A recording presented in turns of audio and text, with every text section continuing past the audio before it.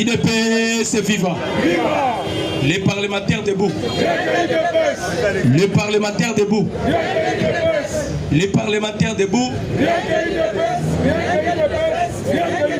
Allez, Fatichwa. Fatichwa. Fatichwa. Tomete la mukonzamboka maboko. Peuple congolais. Donc quel est le pas à M. Obasanjo?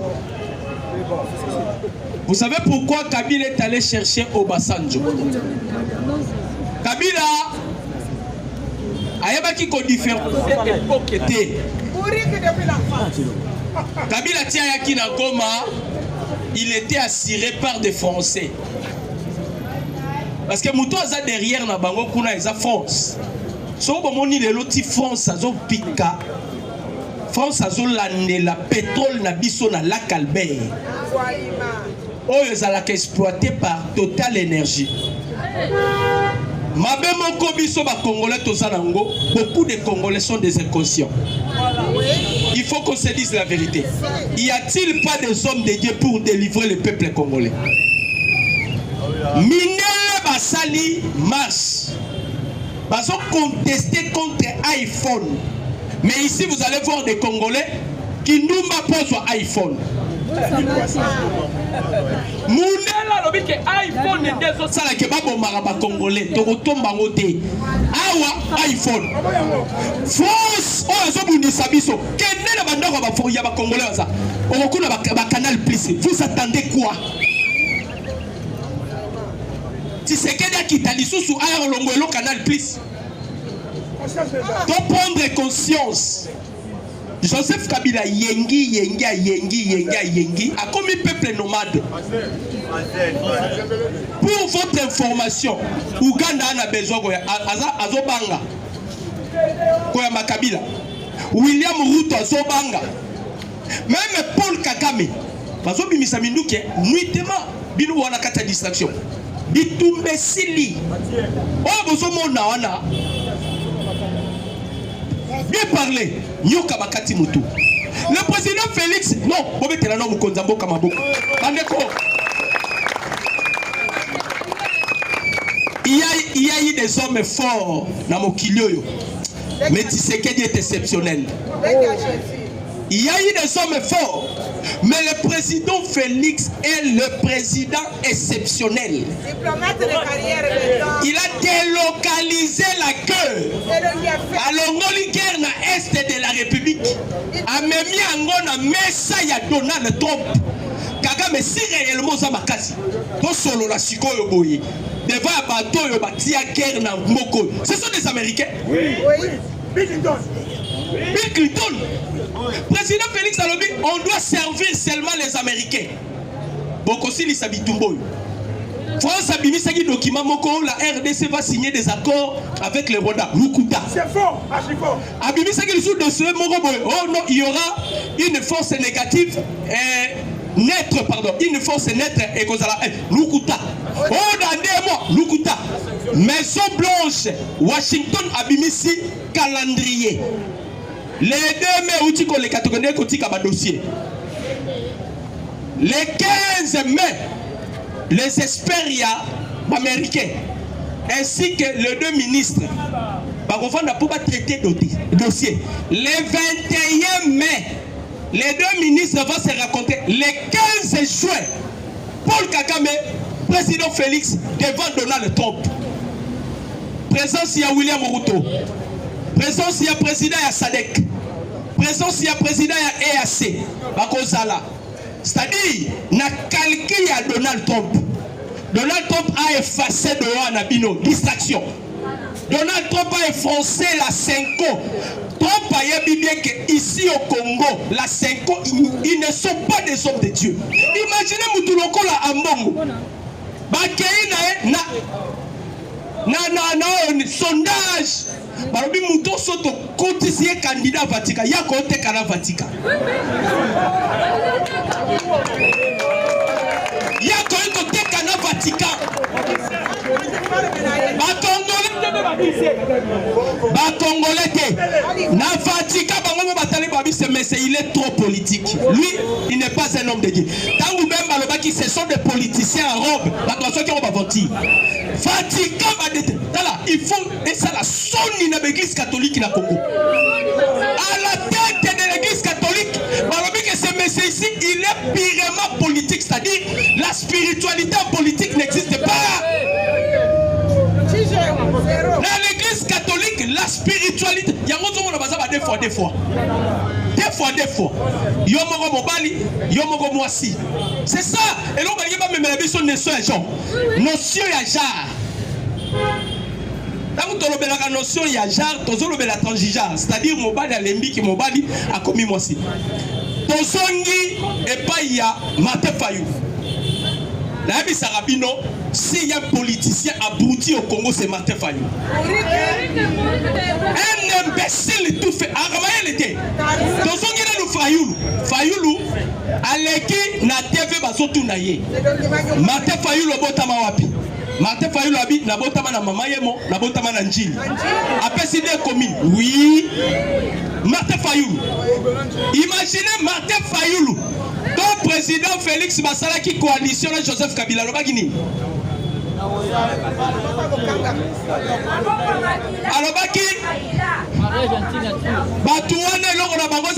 mais Fayou lelo anzimi asangana na Kabila.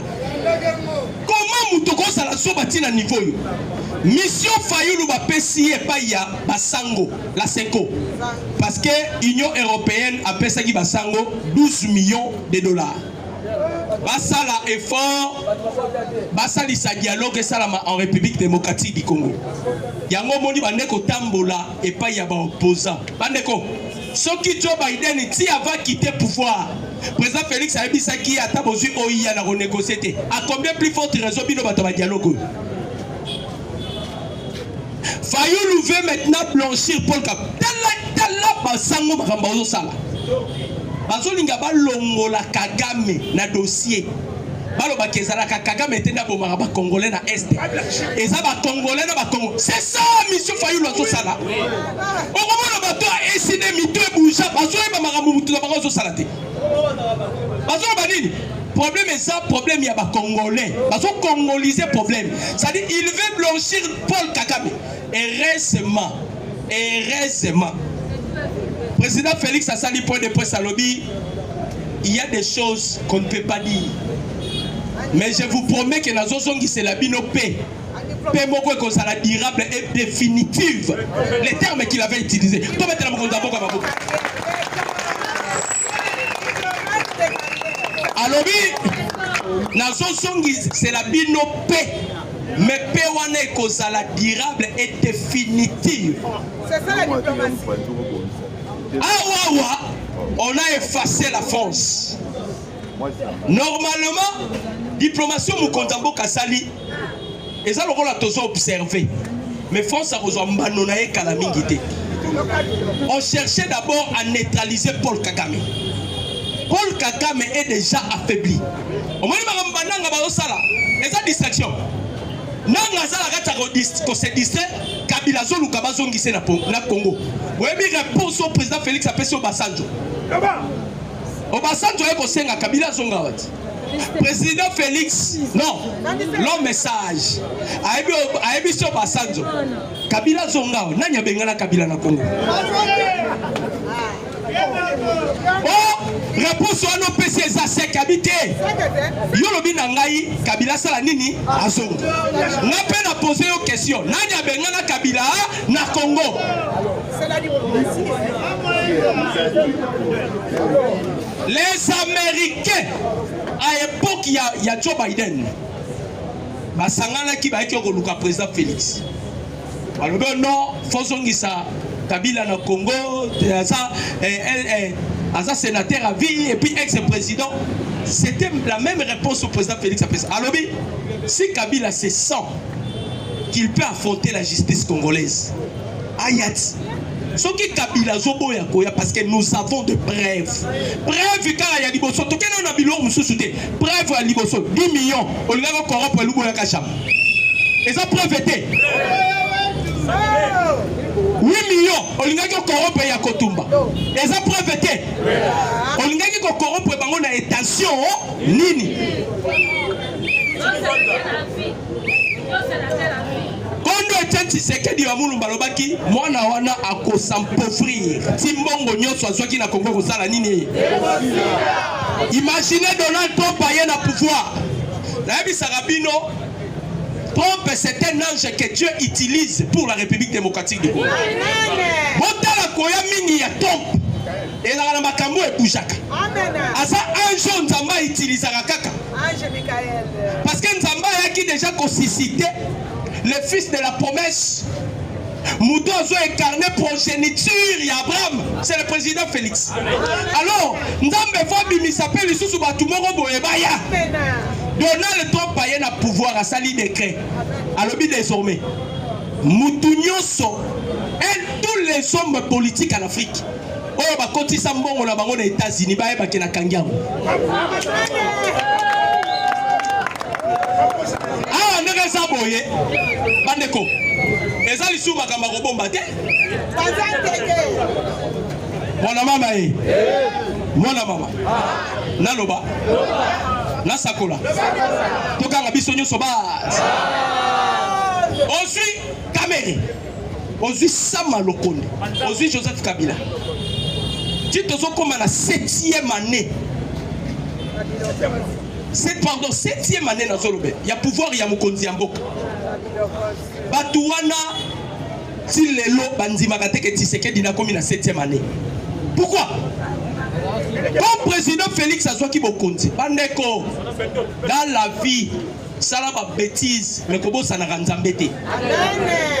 Là, je vous dis la vérité. Le plus grand secret à réussir sa président Félix.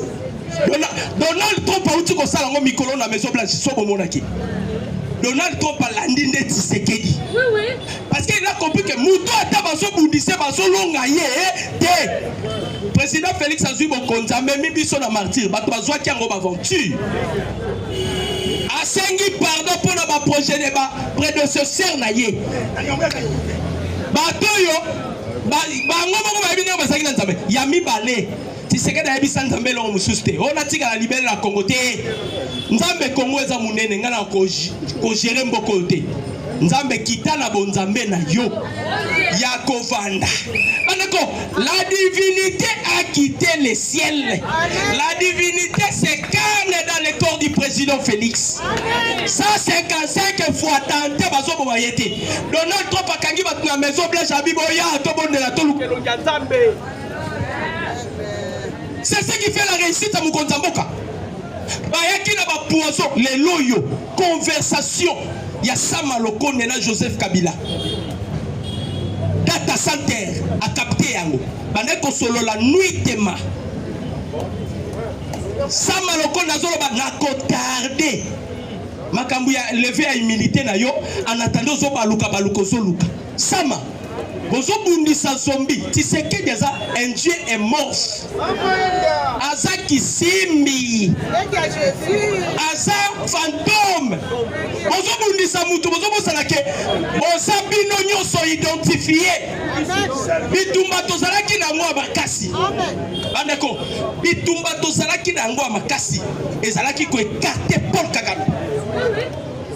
Ezalaki ko andeko ngai bako sabinote. Kabila c'était souris fabriqué. L'homme fort en Afrique c'était Paul Kagame. C'est lui qui avait remplacé Mobutu Sese Seko. Maintenant le président Félix aujourd'hui, il remplace place au Kagame Zalaki. Yango moni américain, bon qui na Kagame malembe. Kagame azo senga ka sécurité na yi. Oh Kagame azo senga. Sécurité de bon kene malé mais pourquoi? Le président Félix est très à l'aise. Ah ouais, tozo sila na nabatu. Papa dit merci. Yo pozo ki mukano te. Tom même ma papa duplicateur to getika la caméra. Mais kena wapi? Tosomba barama ta de ram, tosunga caméra. Tom même la papa duplicateur na babiki. Tangu ba papier bungi. Ndalo bit. bazoboma bato na este kamera ozodenosango na walungu mboka na yo oloba kozamuta walungu bazoboma bato kuna olobaka yango. Non, on a compris. On a compris. Bonso basalaki nango ya nanga koya. J'espère que bauti kolanda nani mutu na bango boye bien non Pierre Louara a humilié frère Kidiongo bolandi yango. Pierre Louara lobi namoni makambo Tshisekedi asali, c'est bénéfique pour le peuple congolais. Pierre Louara alobi ngai namoni Tshisekedi makambo asali, en tout cas c'était un avantage pour le peuple congolais. C'est alors que notre mboka sera sécurisé parce que eloko ya yambo Paul Kagame na doa yo kotaka na Congo ndenge nini. Oh non, mabele na biso zaka na ndako na ezaka mabele na biso kota na Congo wana na doa babisie avez-vous des preuves bimisa totala soki mabele awandi kota na Congo Tshisekedi atelema azotala Kagame épreuve ezate. Maintenant, c'est que le président Félix a les années. D'abord, respect à souveraineté, l'intégrité territoriale et sa blaguité. On ne parlera pas de la balkanisation en République démocratique du Congo. C'est fini.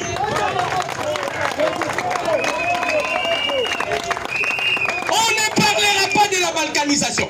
Donc, place où on a Tshisekedi à la Lipongi. Yami Balé. Vous avez le ressort là-bas au Pema. 500 milliards d'Américains balobi va au ça exploité pendant 15 ans. Balobi pendant 15 ans. Encore ça a mis entre elles. Pour solo là. Président Félix et Donald Trump non Congo États-Unis. Mais exploit balobi pendant 15 ans. C'est-à-dire tu sais qu'elle est d'accord là pendant 15 ans. Comme est un homme contre Maboko. Président Félix a été. Pourquoi on a été sur le bâtiment? Basango, c'est la toute première fois que l'église catholique va échouer. Vous voyez que Basango va quoi ça va périr.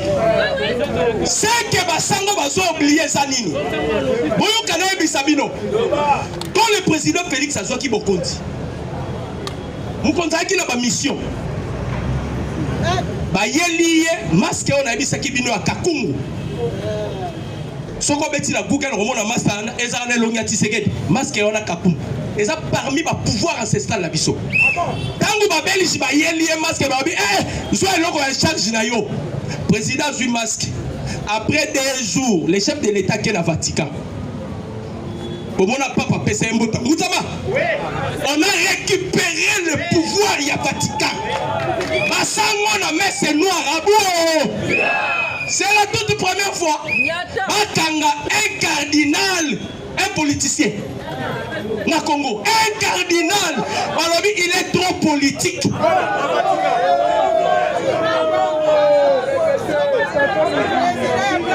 Le Koso cupidité, le Koso Bandeko Batoubaye Barachit ya Goma te. Parmi bato basala commandité basala ba commanditaire ya shit ya Goma. Je vais vous révéler. Avant qu'on me croie à mon Azaki na Rwanda, Aka Koutania Lobi Paul Kagame est le président exceptionnel. D'ailleurs, la RDC n'est pas en conflit avec le Rwanda. Après quelques jours, quel était leur calcul? Il faut chercher à asphyxier Tshisekedi pendant dialogue. Alors, Paul Kagame, quand tu as par force, si tu as par force, maintenant nous sommes prêts à dialoguer. D'ailleurs, dans le dialogue, il faut médiation de prêtre catholique. Qui va salir déjà plan. Bandeko, Mboko na Ebi Sarabino, c'est le pays le plus sacré au monde. C'est le pays le plus sacré au monde. Na monde tous les minéraux les 3T, ça se retrouve au Congo. Nous avons les tantal, tungstène, éthane.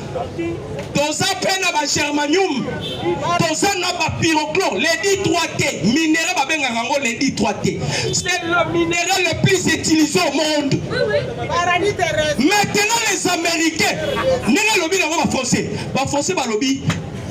Opposition RDC va au salaire. Bamata bakita. Les Américains acceptent. Papa, Amérique a besoin de minerais dans Bissau. On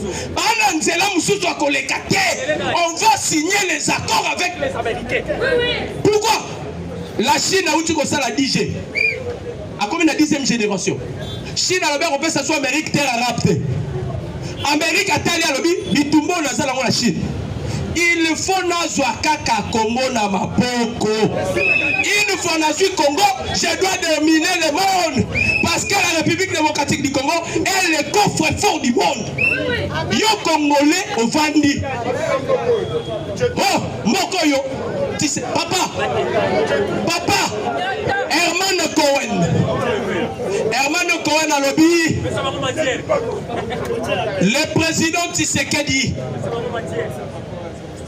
Le président Tshisekedi a Tikali icône pour la République démocratique du Congo.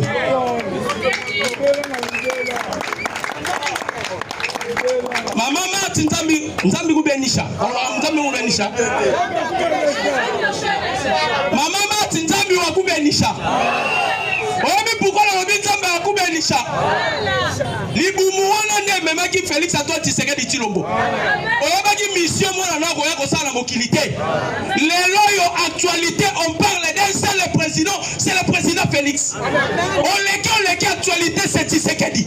Tshisekedi a fait ceci, Tshisekedi a fait cela. Moi je me pose la question. Oyabaki na biso Tshisekedi atangate. Siko Tshisekedi a komi ko mema mokili na maboko asuma wapi?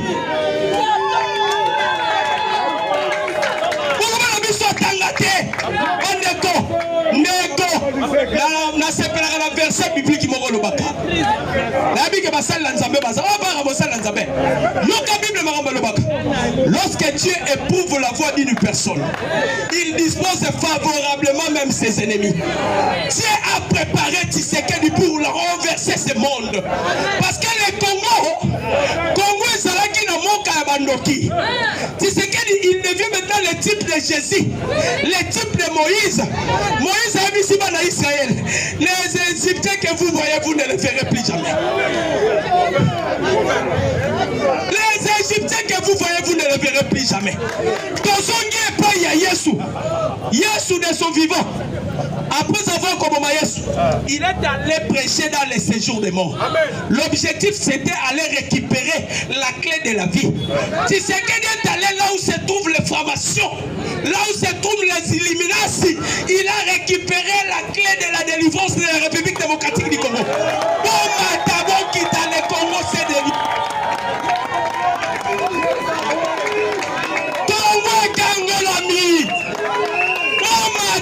On est délivré. Nzambe utilisera des personnes. Tshisekedi a reçu l'huile, il y a transfiguration. Dans la 3 suites, il y a huile. Dans la huile, il y a corne. Dans la huile, il y a fleule. Dans la huile, il y a transfiguration. Mais Tshisekedi a reçu l'huile de la transfiguration. Voilà pourquoi la carte s'est transfiguré. Tantôt comme Kimbamu, tantôt comme Tshisekedi, tantôt comme Kipavita, tantôt comme Lumumba. Papa, mon qu'il y a le problème. Kagame a continué réunion. James Kabaré Baloua Kiamoto. Depuis que les Rwandais, c'est la toute première fois, Rwanda soit pression Oyo. Tshisekedi a délocalisé parce que vous comptez vous Katalika Kana armée. Alors armée Oyo. Bakabiliste va trop, va vous trahir. Na aussi la armée Sima. Nazo anano bitumba na mema ngoto vana na mesa to solola. Bitumbe ko ba ko solola. To betela Thérèse Kaikomba maboko ko. Moi suis à la pause sinon la soit président dit tout ça la décoration to to tikela yi bandeko Thérèse Kaikomba fait la fierté à ma maman. Fais la fierté à ma maman. Maintenant Moutami Bala bloqué Kagame. I love you. Moutami Bala a bloqué Kagame. C'est le ministre Kizito. Ministre des Mines. Comment est la Kizito à la Baïba beaucoup? Ministre Kizito. Pourquoi? On a qu'à identifier maintenant tous les provinces miniers. Bandeko. Tozalaki na na samba awa. Ok, tous à nyongo ya CRGL. Il y a des millions de millions à l'époque qui a samba. Pour foutre à Mambo Anate. CRGL les organismes internationaux ils ont s'occupé de la Kambuya Kalat. Il y a un détecteur qui minerai. Oh, ils ont ma minerai à Makilaton. Tous ceux qui ont participé, mais tous ceux qui ont membre. Les ministres à lobby vu la vision et chef. Tout le monde a un coup de mongo. Pour foutre mongo, nous sommes avancés dans le mois 2025. Les gens ceux qui ont lobby, ils sont la biso. C'est lui-même qui a pris l'initiative que Bassono soit occupé par des rebelles. Et ça la zone rouge, les Américains sont inclinés. Joseph Kabila, Okosuka Mapé. Donald Trump aïe.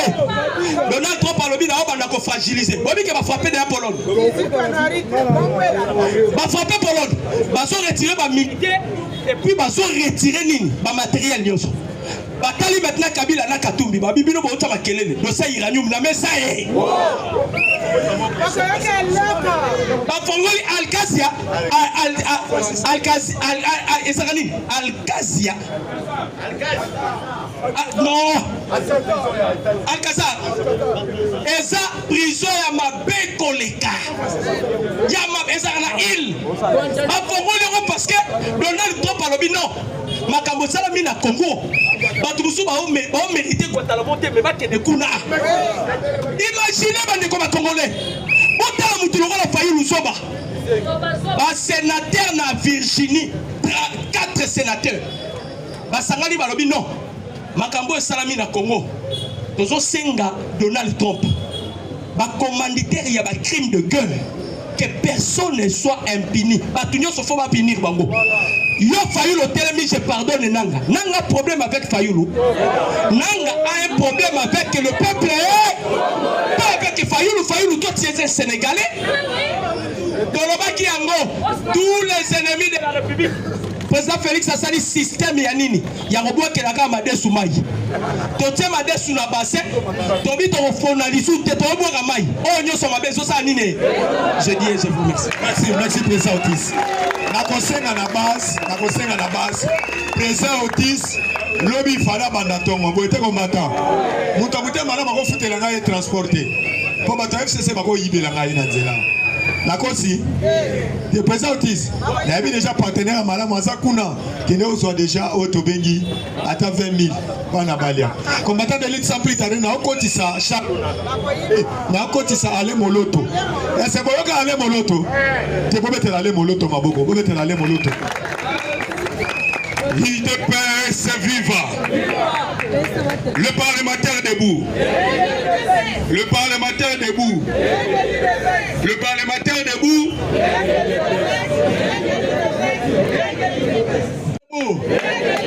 Le parlementaire debout.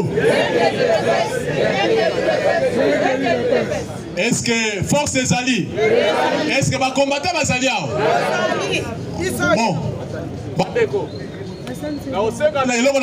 Pas chef de l'État, esprit à Mawa, parce que mon conti pour diriger bien.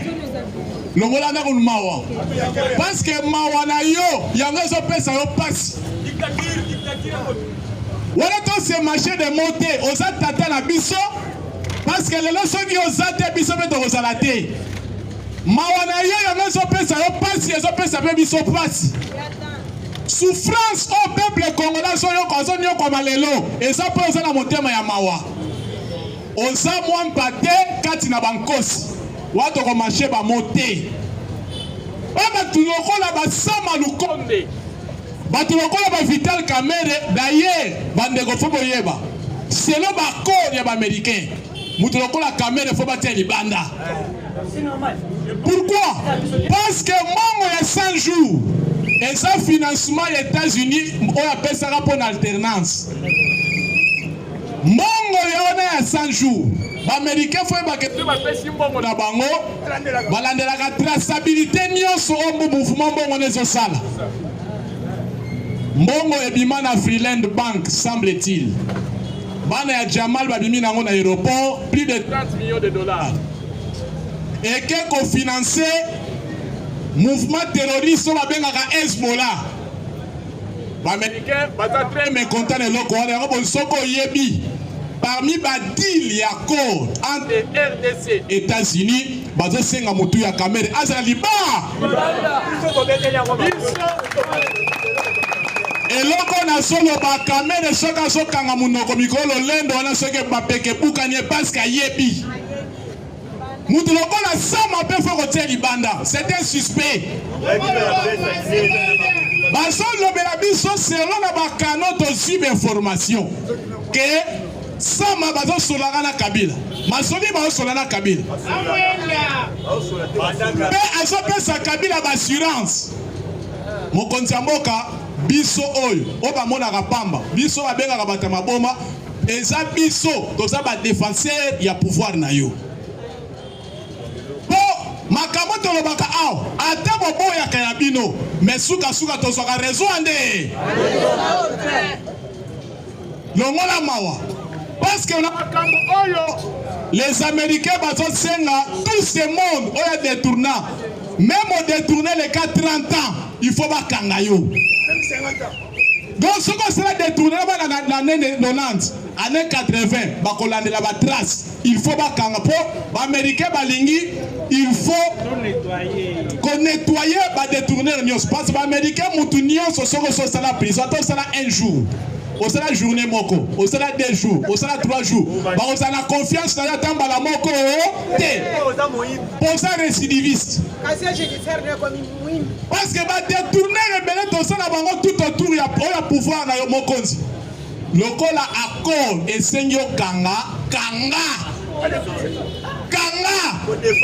ata za proche na yo kanga o tozo senga parce que lingi mboka pe telema likamba corruption esila kanga nanu ezala même au sein de l'UDPS kanga bandango na de senga banano na UDPS pe ekena batu mususu po moyibi wena ba papier tien moyibi eboma mboka eloko toza kosenga yango Yami Balé, France apporte à l'île Congolais dans toute la question. Est-ce que la France apporte à l'île en Moko? Mais toi, faire capoter accord français. Mais si on a tout là, gouvernement français pour nani, il faut qu'on sanctionne France. Entreprise locale Orange, pour les licences d'exploitation, pour les Total, pour les Canal Plus, pour les Perenco. Entreprise française doit sanctionner pour notifier l'ambassadeur de l'ambassade Liban. Alors, dans la vie prêtée, dans la vie prêtée. Dans la vie français, Congo, va exploiter dans Congo Brazzaville. Congo Brazzaville, c'est Annie. Gabon, Gabon, c'est Annie. Va vendre na Mali. Mali, c'est là qui est là. Na Burkina Faso, na Niger. Va y aller là. Va Bengani Bango. Va Bengani Bango. Va payer wana kutu et Tomwami. Bango bazolinga baza na part na makambo ya corps oyo biso peuple congolais bi France na mboko ya tamba la moko te tolingi France awa te mutu lokola Macron pété homosexuel de mauvais goût tolingi yo te tika pe Congo na tranquillité kindoki na yo toboyi homosexuel a répété et je m'assume c'est beaucoup boma Macron homosexuel de mauvais goût pas dans ce pays watika pays na biso tranquille parce que Congolais vont souffrir tiwap akonia kwa tiwap mboko ko tesa na droit ya ko émerger te watika Congolais tranquille parce que tout ce qui se passe la guerre autour vivre dans le Congo, c'est Emmanuel Macron, c'est la France. Babrouillère. Ah, d'ailleurs, il faut qu'on ait un shit à Goma. C'est la force spéciale française. FARDC. C'est la force spéciale française. Ce n'est pas l'armée rwandaise. C'était la force spéciale.